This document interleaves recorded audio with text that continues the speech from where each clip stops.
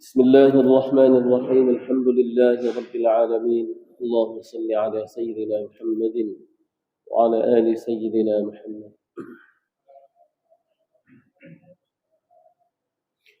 عن جابر بن عبد الله رضي الله تعالى عنه رفعه إلى النبي صلى الله عليه وسلم قال: ما عمل آدمي عملا أنجى له من العذاب من ذكر الله تعالى. قيل: ولا الجهاد في سبيل الله؟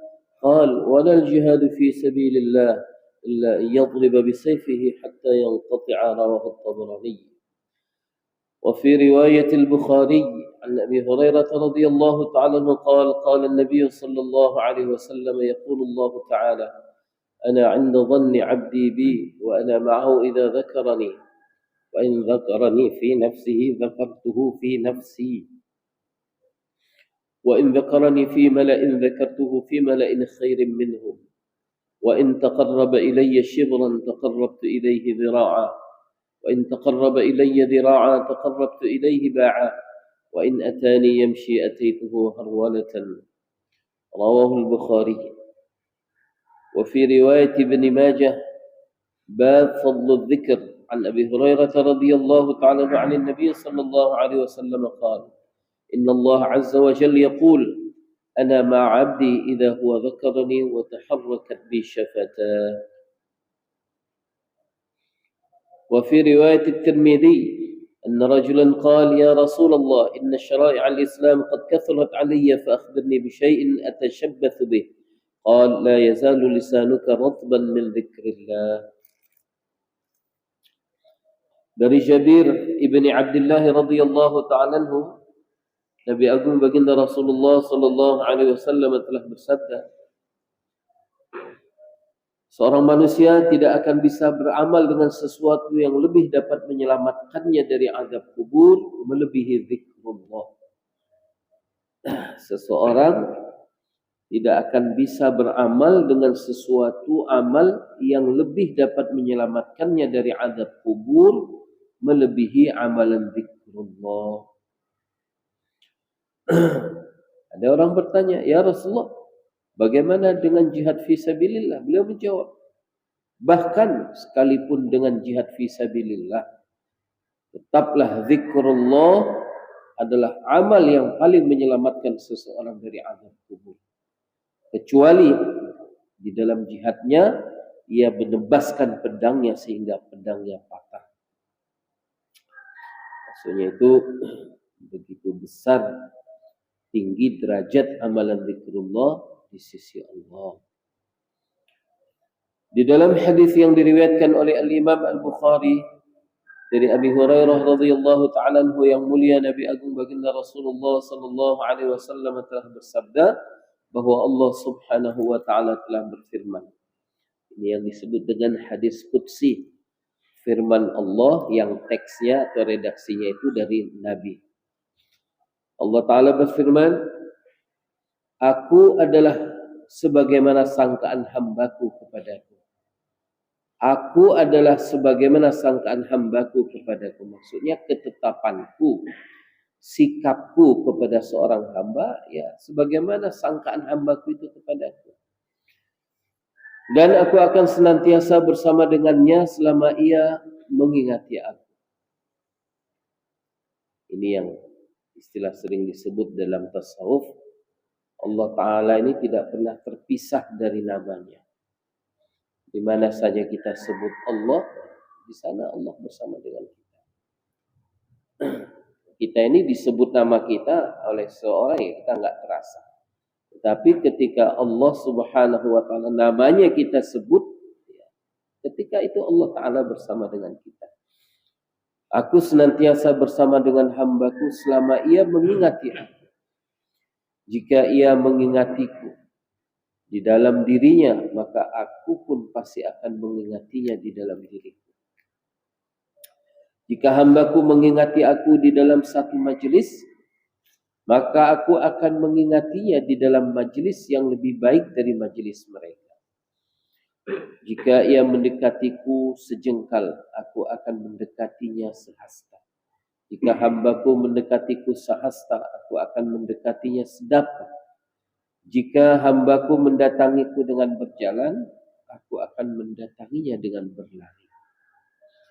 Maksudnya rahmat Allah duluan lebih cepat sampai kepada kita daripada ikhtiar atau usaha kita berjalan menuju Allah. Di dalam Ihya, kalau tidak salah ingat saya itu, sekali kita panggil Allah, 70 kali Allah jawab. Nah, kita ini kadang-kadang 7.000 kali dipanggil Allah, sekalipun kita tidak jawab. Mungkin itu berlangsung sekian lama. Allah panggil kita sekali, 2 kali, 3 kali enggak nyaut. 100 kali, 200 kali, 300 kali dipanggil kita enggak jawab. Bahkan mungkin ribuan kali, puluhan ribu kali Allah panggil kita enggak jawab. Dan itu berlangsung sekian lama, berpuluh tahun. Kemudian satu waktu kita pula panggil Allah sekali, 70 kali Allah jawab. Ada lah.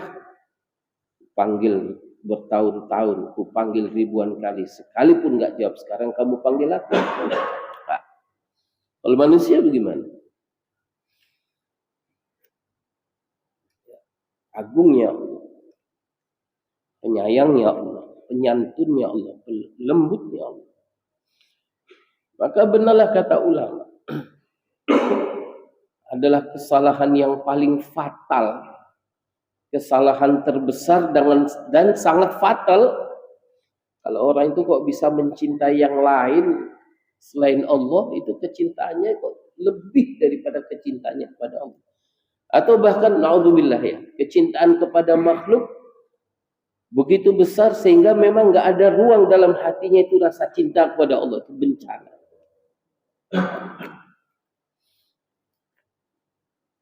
Kalau bahasa kita dipanggil, dengar, dan enggak ada halangan apa-apa, ngeliat, tapi enggak datang, bahkan enggak jawab. Kan kalau kita saja itu, apa bahasa di atas bahasa yang lebih keras daripada sekedar tersinggung. Hancur ya, hancur. Hancur nih hati. Dipanggil, dia dengar, nggak ada halangan apapun untuk datang. Jangankan datang, jawab pun enggak. Segalanya sudah kuberi, coba kan gitu. Allah apa yang enggak kita terima dari Allah? Tapi ribuan kali Allah panggil, kita enggak jawab. Sekali kita panggil, 70 kali Allah jawab. Labbaika ya abdi ha'ana wa sa'daik. Ini aku wahai hambaku, ada apa? Ini aku wahai hambaku, ada apa? Ini aku wahai hambaku, ada apa? Sekali kita panggil, 70 kali jawab. Dan begitu Allah datang dengan jawabannya, kita minta, Allah akan beri. Allah akan beri. Maka kata ulama, letakkan cintamu terbesar kepada Allah dan Rasulnya. Itu dulu. Yang lain-lain nyusul di belakang. Besar pun cintamu kepada istrimu, letakkan di bawah kecintaanmu kepada Allah dan Rasulnya. Betapa cinta istrimu kepadamu, dia tidak akan mendampingimu di dalam liang lahatmu. Tetapi Allah dengan segala kerahimannya, Nabi dengan segala santunannya, tidak tinggalkan kita. Walaupun kita di lahat sudah ditinggalkan oleh semua orang. Kecintaan kita kepada Allah melalui kalamullah. Kalamullah ini akan bela kita di kubur. Ketika semua orang yang merasa dekat, mengaku dekat, menyatakan cinta kepada kita, melupakan kita. Tapi kalamullah yang kita cintai, nggak tinggalkan kita untuk selama-lamanya. Dialah yang akan ngurus kita di kubur. Yang akan menepis azab kubur dari kita, menjauhkan azab kubur dari kita. Semoga Allah karuniakan kita taufik untuk senantiasa menjaga hubungan baik dengan Allah melalui zikrullah, kalamullah, melalui rumah Allah, membangun hubungan yang akrab dengan Allah melalui rumah Allah, masjid, mushola. Semoga Allah karuniakan kita taufik untuk amal dan sampaikan untuk teman-teman kita yang lain. Sallallahu